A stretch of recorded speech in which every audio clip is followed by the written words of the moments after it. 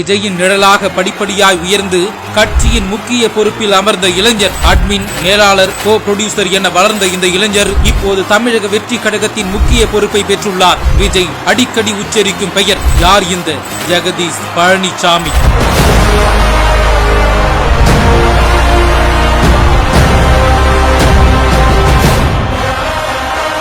அஜித்திற்கு ஒரு சுரேஷ் சந்திரா போல் விஜய்க்கு ஒரு ஜெகதீஷ் பழனிசாமி. சினிமாவை தொடர்ந்து அரசியலிலும் விஜயின் நிழலாக பயணிக்கும் துடிப்பான இளைஞரின் கதை. விஜய் படங்களுக்கு கோ புரொடியூசராகவும் பிளாக் பஸ்டர் ஹிட் படங்களை கொடுத்து வரும் இவர் ஈரோடு மாவட்டத்தைச் சேர்ந்தவர். 36 வயதாகும் இவர் கோவையில் பட்டப்படிப்பை முடித்தார். கல்லூரி காலங்களிலேயே சினிமா பிரபலங்களை கல்லூரிக்கு விருந்தினராக அழைத்து வரும் சிறப்பான வேலையை செய்துள்ளார். அதன் மூலம் சினிமா இயக்குநர்கள், இசையமைப்பாளர்கள், நடிகர்கள் என தொடர்புகளை அதிகப்படுத்தியுள்ளார். பின்னர் 2013ஆம் ஆண்டுதான் தமிழ் சினிமாவில் தனது பயணத்தை தொடங்குகிறார். ஆரம்பம் முதலே ஈரோடு மகேஷ், ஜிவி பிரகாஷ்குமார், இயக்குனர் AR முருகதாஸ் ஆகியோரிடம் மேலாளராக வேலை பார்த்து முத்திரை பதிக்கிறார்.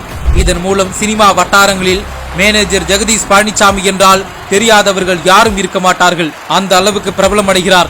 மேலாளராக வேலை பார்த்தபோது விஜயின் தொடர்பும் அவருக்கு கிடைக்கிறது. விஜயுடன் நெருங்கி பழகிய ஜெகதீஷ் பழனிசாமி விஜயின் அன்பை கெட்டியாக பிடித்துக் கொண்டார். இதற்கு டபுள் ட்ரீட்டாக 2015ஆம் ஆண்டு விஜயின் அட்மினாக உதயமானார். அந்த பொறுப்பையும் 100% சரியாக செய்து விஜயின் நம்பிக்கையை நங்கூரமாக பெறுகிறார். விஜய் அவரை அழைத்து, நீங்கள் தான் இனி என்னுடைய மேனேஜர் என்று அவருக்கு இன்ப அதிர்ச்சி கொடுக்கிறார். இது நடிகர் விஜய்க்கும் பலனளிக்கிறது.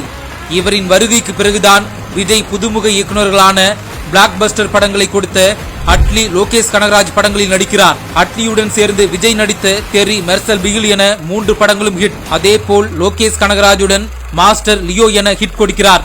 அட்மினாக விஜய்க்கு அறிமுகமான இந்த இளைஞர் அவரின் கரங்களை பற்றி கொண்டு இன்று வரை உடன்பிறவா சகோதரனாக பயணித்து வருகிறார்.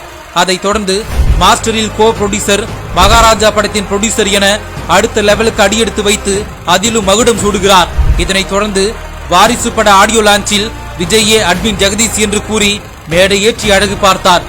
விஜய் ரசிகர்களும் ஜெகதீஷ் பழனிசாமியை அப்போது நன்றாக கண்டுகொண்டனர். விஜயின் தமிழக வெற்றி கழகத்தின் தலைமை கழக இணை பொருளாளராக ஜெகதீஷ் பழனிசாமி பொறுப்பு பெற்றுள்ளார்.